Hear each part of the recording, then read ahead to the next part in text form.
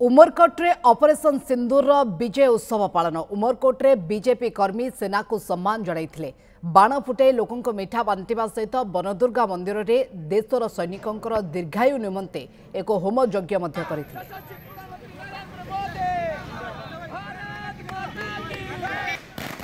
प्रथम दिन रे ही जो 9टी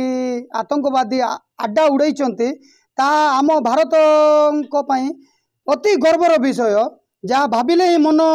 पूरा रूम मन टांकुरी उठुची। आउ जो वीर जवान मैंने अच्छा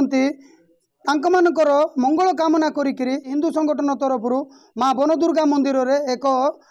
होमर आयोजन करा जाइछि जहाँद्वारा कि भगवान सबू वीर सेना मैंने जितकी अच्छा मंगल कामना करंतु तांको विपत्ति रक्षा करंतु से हिंदू संगठन तरफ बनदुर्गा मंदिर होम पूजा अर्चना करथिलु। आज भी बहुत खुशी लगुच जे आम उपर जो अटैक होता हिंदू मानू धर्म पचारि पचारि अटैक करथिले आज भी आम आमर शक्ति प्रदर्शन करूँ आउ पाकिस्तानी मानू देखई देचु जे